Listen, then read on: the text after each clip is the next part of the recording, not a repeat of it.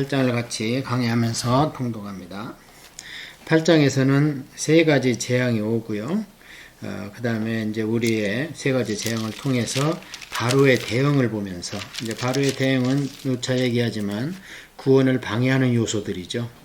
그래서 그 방해하는 요소들이 작동할 때마다 하나님께서는 이스라엘 민족, 다시 말해서 오늘날 우리 성도들을 향한 구원이 열심히 쉼이 없습니다. 오히려 더 강하게 끝끝내 구원받기로 작정한 자들을 불러내시고만은 그런 것을 우리가 볼 텐데요.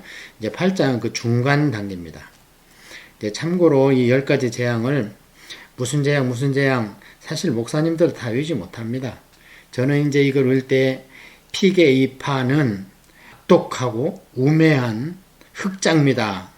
피게 이 파 악독 우매 흑장미, 이렇게 미는 게 아니고요. 흑장 이러면 10가지죠. 그렇게 외우고 있지만 그 의미가 없습니다.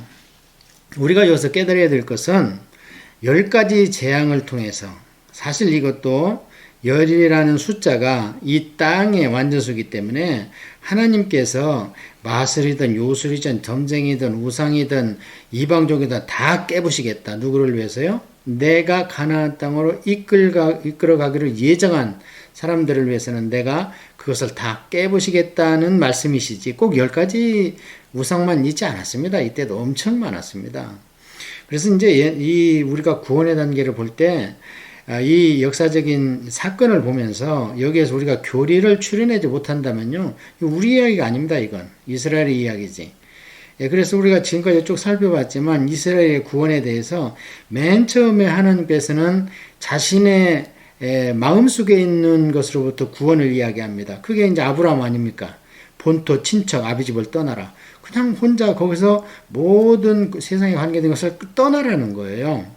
그 당시에 이제 본토 친척 아비집이 안 믿는 집 아닙니까? 그거를 지금 오늘날 믿는 집에 태어나서 떠나라, 그거는 말이 안 되는 거죠. 그래서 맨 처음에 구원의 요소가 자기 자신의 본성을 떠나라. 그 다음에 이제 두 번째는 여기 이제 이스라엘 민족이 세상에서 떠나죠. 이집트. 세상은 우리가 아무리 세상에 봉사하고 잘해봐요. 그래야 세상의 노예입니다, 우리는. 그렇지 않습니까? 권력이 높으면 높을수록 더 높아지려고 그러고, 돈이 생기면 더 생기기를 노력하고, 그렇기 때문에 그런 세상으로부터 떠나라 하는 과정이 이 출애굽 과정입니다. 자, 그 다음에 이제 우리가 이스라엘 민족이 완전히 완성되고 나서는 신약시대에는 어디를 떠나야 되는가? 교회가 세상 국가 단체로부터 떠나야 된다는 겁니다. 이스라엘 민족은 국가인데 왜 그러면은 그런 얘기를 하는가? 그거는 국가라는 단체를 통한 구원을 이야기했죠. 그래서 그것을 이제 칼빈 같은 분이 제네바에서 의회를 통해서 어떻게 신정정치를 해볼까 했는데 됩니까? 그게 신약 시대인데. 그래서 교회는 세상과 타협하지 말고 국가와 어떤 단체와 거기를 떠나야 되는 겁니다. 자, 그래서 그런 큰 맥락을 놓치면 우리가 성경을 이렇게 구석을 많이 알고 요절을 알고 신학적으로 박식하다 하더라도 큰 도움이 되지 않습니다. 그래서 왜 그런 말씀을 드리냐면 이 8장부터 12장까지 계속되는 10가지 재앙을 무슨 재앙 이거 관계없습니다. 뭘만 알면 되느냐? 10이라는 숫자는 완전수다. 그 다음에 여기에 10가지 모든 것들은 다 우상과 관계되어 있다. 그 당시 이집트 민족이 이것 하면 그 귀신 다 생각나게 대표적인 10가지 귀신을 때려부시는 그런 역사다. 그것을 놓치면 안 돼요. 자, 그래서 한번 봅니다. 여호와께서 모세에게 이르실 때 너는 바로에게 가서 그에게 이르기를 여호와의 말씀에 내 백성을 보내라. 그들이 나를 섬길 것이니라. 네가 만일 보내기를 거절하면 내가 개구리로 너희 온 땅을 치리라. 계속 하나님께서는 내 백성을 보내라는 거예요. 그런데 지금 바로는 뭐예요? 왜 그게 당신 백성입니까? 내 백성이지. 그중에 내 백성 중에서도 노동력을 가장 많이 주는 노예 계급의 내 백성이지. 그렇게 얘기했는데 그 국적을 변경시켜라. 시민권은 내가 내 나라 시민권을 줄 것이다. 보내라는 거. 그냥 안 보내는 거죠. 자, 그래서 거절하면은 개구리로 너희 온 땅을 치리라 그랬는데 이제 이 개구리가 우리가 보는 일은 조그마한 개구리가 아닙니다. 요즘에는 세상이 어떻게 돼서 이제 개구리도 막 요리를 해 있고 그런다는데, 이거는 아예 그냥 저는 생각 같아서는 우는 두꺼비 이렇게 바꿨으면 좋겠어요. 개구리는 어떤 것들은 뭐 식용도 되지만 애완용도 되고 애들도 키우고 그러는데 두꺼비 키우는 지는 별로 못 봤습니다. 그래서 이게 그 당시에 이집트에 있던 것은 두꺼비였어요. 그래서 이게 징그럽고, 그 다음에 이제 이 개구리가 알을 많이 낳아요. 올챙이를 많이 나고. 그래가지고 이게 우상대가리가 된 겁니다. 그래서 우리가 이 우상을 잘 보면요, 두 가지 측면에서 보면 됩니다. 첫째는 사람에게 해를 끼쳐. 해를 끼치면 그것을 우상으로 만들어서 섬겨요. 제발 우리 좀 못 살게 굴지 말아달라. 이도 그렇고 개구리도 그렇고 뭐 해를 끼치는 거예요. 또 하나는 뭐냐면은 번식을 잘합니다. 번식을 잘하고 그 다음에 재산 가치가 높아요. 그런 것들이 또 우상이 됩니다. 그래서 막 그 옛날에는 이제 자식이 울타리라고 자식을 많이 낳는 집이 아주, 그리고 자식이 많아서 인구가 많은 나라가 아주 강대국이거든요. 그래서 그걸 다산의 신, 그렇게 해서 이 개구리는 이제 두 번째 범주에 속하고요. 지금도 그러지 않습니까? 소를 섬깁니다. 모든 것을 다 바쳐서 인간을 이롭게 하고 재산의 축제의 수단이었잖아요. 옛날에 목축업 농경사회에서. 소가 또 우상이 되는 거예요. 그러니까 참 얼마나 어리석습니까? 하나님이 보기에 아이고 이것들을 내 형상대로 만들었는데 어떻게 저런 것들한테 가서 절을 하냐. 한심한 거죠. 개구리가 날강가에서 무수히 생기고 올라와서 내 궁과 내 침실과 내 침상 위와 내 신하의 집과 내 백성과 내 화덕과 내 떡반죽 그릇에 들어갈 것이며. 그러니까 개구리는 원래 습지에 있습니다. 물이 흐르고 깨끗한 물에는 개구리가 별로 없어요. 습지, 잡초가 많아야 올챙이 알도 막 번식시키고 이러니까 보통 때는 이제 날강하고 그 삼각주지대 그거에 번식하는데, 하나님이 이렇게 명령을 하니까요, 온 날강에 전부 개구리가 이제 막 겨울 나오는 거지요. 그래가지고 안 가는 곳이 없습니다.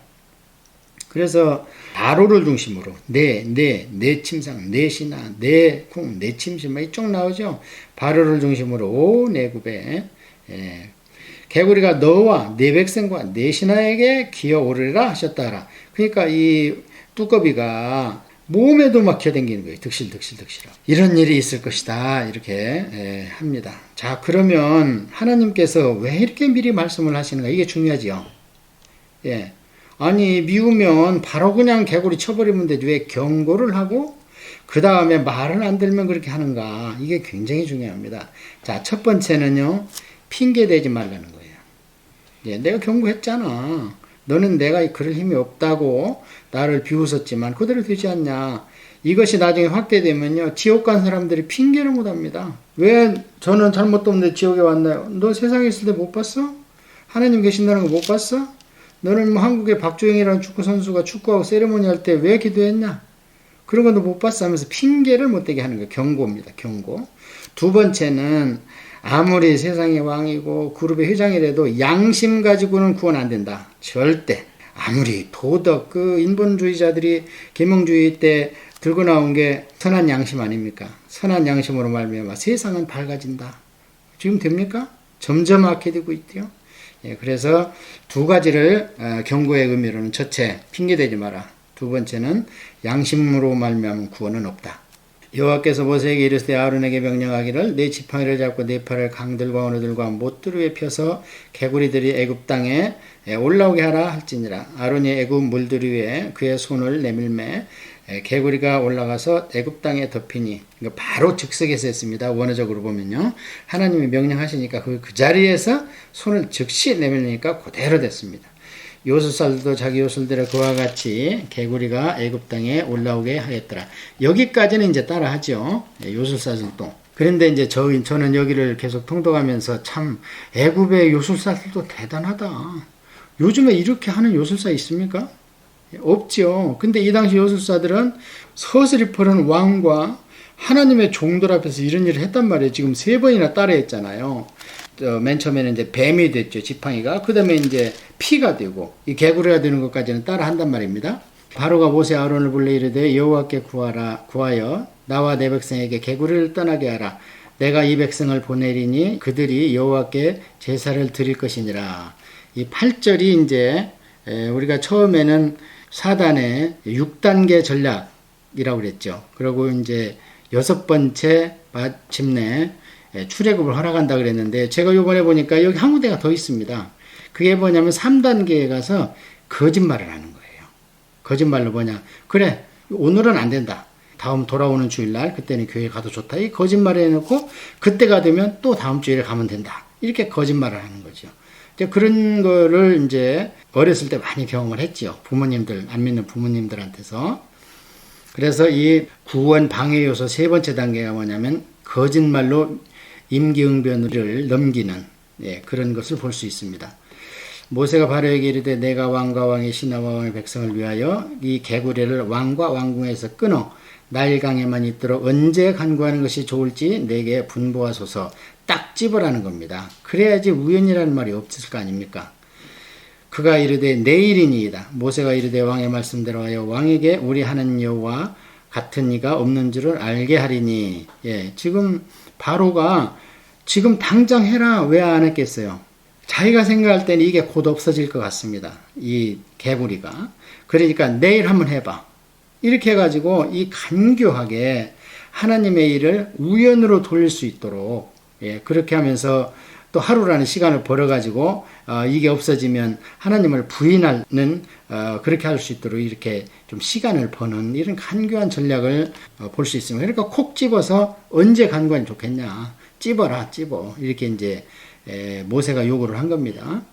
개구리가 왕과 왕궁과 왕의 신하와 왕의 백성을 떠나서 나일 강에만 있으리이다 하고, 모세와 아론이 바로를 떠나 나와서 바로에게 내리신 개구리에 대하여 모세가 여호와께 간구하매 여호와께서 모세의 말대로 하시니 개구리가 집과 마당과 밭에서 나와서 죽은지라 사람들이 모아 무더기로 싸우며 땅에서 악취가 나더라. 이제 이 무더기가 원어적으로 보면요, 지금 보면 몇 톤입니다. 몇 톤. 그러니까 여기저기 막 몇 톤씩 싸는 거죠. 그러나 바로가 숨을 쉴 수 있게 됨을 보았을 때에 그의 마음을 완강하게 하여 그의 말을 듣지 아니하였으니 여호와께서 하신 말씀과 같더라. 어때요? 처음에 저희들이 구원받을 때 이제 쉽게 교회 가고 싶을 때 그거를 방해하는 요소, 거짓말로 다음으로 이 미루는 그런 술책이 있었습니다. 여호와께서 모세에게 이르시되 아론에게 명령하여 이르기를 네 지팡이를 들어 땅에 티끌을 치라 하라. 이것이 애굽 온 땅에서 이가 되리라. 근데 이 이도요, 그냥 우리가 생각할 때 머릿속이나 우리 이제 어렸을 때 그 내복 속에 있는 이 정도로 생각하는데 그 정도가 아닙니다. 그 정도는 그냥 좀 간지럽고 말죠. 그 정도가 아니고 이제 깍딱이라는 게 있습니다. 날라댕기는 곤충입니다. 조그만 곤충인데 요것이 이제 탁 살에 붙어가지고 탁 꽂아가지고 피를 빨고 또 핥히고 그러는 깍딱이라는 게 이제 시골 분들은 알 겁니다. 이라고 번역이 됐는데 이 단어가 성경에 다른 데 쓰인 적이 없어요. 여기밖에는. 그런데 그 당시 애굽에 이제 그 지역에서는 사람을 아주 못 살게 구니까 요거를 또 형상을 시켜서 우리 집에는 좀 오지 마라 하고 빈다는 거예요. 거기다 대고. 그들이 그대로 행할세 아론이 지팡이를 잡고 손을 들어 땅에 티끌을 치매 애굽 온 땅에 티끌이 다 이가 되어 사람과 가축에게 오르니 요술사들도 자기 요술로 그같이 행하여 이를 생기게 하려 했으나 못하였고 이가 사람과 가축에게 생긴지라. 요술사가 바로에게 말하되 이는 하나님의 권능이니이다 하였으나 바로의 마음이 완악하게 되어 그들의 말을 듣지 아니하였으니 여호와의 말씀과 같더라. 이제 이 요술사들이 먼저 항복을 합니다. 어떻게 항복을 하냐면 이제 이거는 하나님의 권능이다 이렇게 써놨는데 이제 어떤 성경에는 밑에 손가락 이렇게 써놨을 겁니다. 이게 원어가 손가락입니다. 그러니까 하나님은 계속 모세한테 오른팔을 얘기하고 지팡이를 얘기했는데 요술사들은 이 정도로 이걸 하시는 거 보니까 이 정도 같으면 엘로힘의 손가락 정도로도 이 정도 합니다 하고 바로 이제 항복을 하는 거예요. 조금 있다 보면 이제 관리들이 항복을 합니다. 그리고 마지막에 이제 바로가 항복을 하죠. 그건 이제 말을 안 들으니까 넷째 재앙으로 이제 파리가 득실득실하게 나오는데요. 여호와께서 모세에게 이르되 아침에 일찍 일어나 바로 앞에 서라. 그가 물 있는 곳으로 나오리니. 또 아침마다 모욕 제기하고 이제 귀신한테 제단 싸러 나가는 거예요. 그에게 이르기를 여호와께서 이같이 말씀하시기를 내 백성을 보내라. 그러면 그들이 나를 섬길 것이니라. 내가 만일 내 백성을 보내지 아니하면 내가 너와 내 신하와 내 백성과 내 집들의 파리떼를 보내리니 애굽 사람의 집집에 파리떼가 가득할 것이며 그들이 사는 집도 그러하리라. 이 파리도요, 오늘날 우리한테 음식물에 왔다 갔다 들러붙는 파리가 아닙니다. 이 파리는 날개가 아주 날쌔가지고요, 사람 몸에 붙어가지고 상처를 내고 피를 빠는 파리입니다. 그러니까 이것도 귀찮으니까 이제 우상을 만들어 놓고 우리 집에는 오지 마시오, 오지 마시오, 비는 거이 파리한테. 그날에 나는 내 백성이 거주하는 고센 땅을 구별하여 그곳에는 파리가 없게 하리니 이로 말미암아 이 땅에서 내가 여호와인 줄을 내게 알게 하리라. 이 구별하여가 다른 데에서는 이제 구속하여, 구원하여 이렇게 번역된 것이 많습니다. 그러니까 제가 말씀드리죠. 우리 하나님께서는 원하시는 것이 우리 육신의 구원도 원하신다고 그랬죠. 그 다음에 이제 영혼 구원은 장구한 것이고요. 우리 혼의 구원도 하나님은 원하십니다. 육신은 우리의 몸이고요. 혼은 우리가 건전하게 사고하는 거예요. 남한테 패기치지 아니하고 선한 양심 가지고 건전하게 도덕적으로 윤리적으로 사는, 그래서 내 마음에 어떤 스트러글이 없는 그런 혼의 구원, 이것은 이제 다른 곳에서는 형통 이렇게 이야기를 하지요. 내 영혼이 잘된 것 같이 내가 범사에 형통하고 몸이 강건하고 이런. 그래서 이제 구원을 우리 하나님께서는 다 원하십니다. 우리 육신이 이 땅에 사는 동안에도 어차피 육신은 죽게 돼 있습니다. 왜냐하면 이런 몸으로 오래 살면 되겠습니까? 그래서 예수님 재림하실 때 그때 부활체로 완전한 구원이 이루어지고요. 그 전의 구원은 뭐냐? 병들지 않고 단명하지 않고 연수를 채워서 기운이 지나여 죽어 선조에게 돌아가는 것, 이렇다고 우리 족장시대를 공부하면서 들었잖아요. 내가 내 백성과 네 백성 사이를 구별하리니 내일이 표징이 있으리라 하셨다 하라 하시고 여호와께서 그와 같이 하시니 무수한 파리가 바로의 궁과 그의 신하의 집과 애굽 온 땅에 이르니 파리로 말미암아 그 땅이 황폐하여졌더라. 그러니까 사람도 못 살게 굴고 농작물에도 피해를 끼쳐가지고 그 땅이 전부 황폐되니까 이제 바로가 어떻게 해야 되겠어요? 여기서 바로가 모세와 아론을 불러 이르되 너희는 가서 이 땅에서 너희 하나님께 제사를 드리라. 구원방해 4단계 작전입니다. 어떤 4단계예요? 갈 거 없어. 그냥 여기서 예배해. 꼭 교회만 가야 되냐? 꼭 너희 믿는 사람들끼리 모여야 되냐? 그냥 여기서 해. 우이치무라 간조, 일본의 위대한 신학자죠. 그분이 그런 말씀을 했습니다. 우리가 삶 속에서 전도하면 되지 왜 교회를 만들어서 그렇게 또 하나의 문제점을 드러낼 수 있느냐. 그런 결과가 어떻습니까? 일본의 기독교가 자리를 못 잡은 이유는 크게 두 가지를 봅니다. 첫째는 위로부터 전도했습니다. 왕실로부터 전도를 해가지고 임진왜란 그 천주교 신부들까지 막 같이 들어와가지고 원님들 도지사들 만쳐놓고 전도를 하게 됩니까? 앞에서 굽신거리지만 종교라는 게 그렇게 됩니까? 그 다음에 두 번째는 이후에 20세기에 들어와서는 우찌무라 간조 같은 분들이 무교회주의를 이야기를 했습니다. 한편으로 설득력이 있습니다. 교회에 문제점이 많지 않습니까? 유형의 교회에. 그러나 구더기가 무섭다고 장 못한 겁니까? 문제가 많은 교회, 문제가 많은 목사, 문제가 많은 성도가 전체를 따졌을 때 몇 프로나 됩니까? 세상 사람들이 교회를 다니면 교회고 목사고 성도들이 성경대로 살아야 된다는 것을 외칩니다. 자기들은 안 다니면서. 그래서 조금만 잘못하면. 그러나 유엔이나 유네스코나 이런 통계를 한번 보세요. 최고 선한 일, 최고 많은 구제를 하는 곳은 교회입니다. 그런 것은 악한 세상에서 다 가려지기 때문에 그러는 거지요. 그래서 이 네 번째로 꼭 교회 가야 되냐?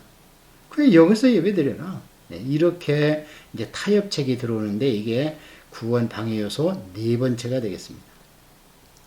모세가 이르되 그리하면 부당하니이다. 우리가 우리 하나님 여호와께 제사를 드리는 것은 애굽 사람이 싫어하는 바인지 우리가 만일 애굽 사람의 목전에서 제사를 드리면 그들이 그것을 미워하여 우리를 돌로 치지 아니하리이까.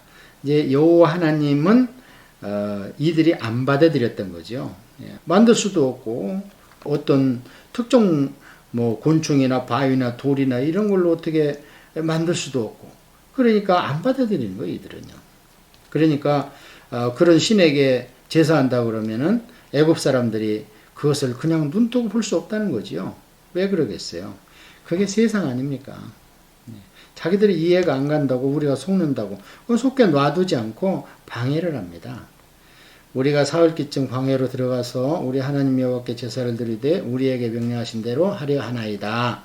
바로가 이르되 내가 너희를 보내리니 너희가 너희 하나님 여호와께 광야에서 제사를 드릴 것이니 너무 멀리 가지는 말라. 그런즉 너희는 나를 위하여 간구하라. 모세가 이르되 내가 왕을 떠나가서 여호와께 간구하리니 내일이면 파리떼가 바로와 바로의 신하와 바로의 백성을 떠나려니와 바로는 이 백성을 보내어 여호와께 제사를 드리니 다시 거짓을 행하지 마소서. 여기서 광야로 보내리라 한 것을 왜 구원의 방해 요소로 제가 안 넣냐면요. 아까 했잖아요, 한번. 그때 그냥 꿀꺽 삼켜버리고는 안 된다 해버렸잖아요. 그 세 번째 단계에서. 그래서 이것은 중복되기 때문에 이제 그러니까 하여튼 교회를 가고 신앙생활을 하려고 그러면은 거짓말로 힘 있는 사람들이 타협이 들어온다. 그 정도. 모세가 바로를 떠나 나와서 여호와께 간구하니 여호와께서 모세의 말대로 하시니 그 파리떼가 바로와 그의 신하와 그의 백성에게 떠나니 하나도 남지 아니하였더라. 그러나 바로가 이때에도 그의 마음을 완고하게 하여 그 백성을 보내지 아니하였더라. 또 거짓말한 거잖아요. 그래서 오늘은 이 세 가지 재앙을 통해서 우리를 체념시키기 위한, 구원을 체념시키기 위한 원리가 무엇인가 배웠고요. 우리가 잊지 말 것은 성경을 이렇게 전체적으로 단시간에 통독을 하면은 성경 전체에서 말하는 구원이 보입니다. 아까 말씀드린 대로 나 자신으로부터의 구원에서 나오는 것처럼 세상 애굽으로부터의 구원. 그 다음에는 이제 신약시대에 예수님 오신 난 뒤로부터는 교회가 세상의 어느 단체나 국가로부터의 독립된 구원, 그런 것을 우리가 공부했습니다.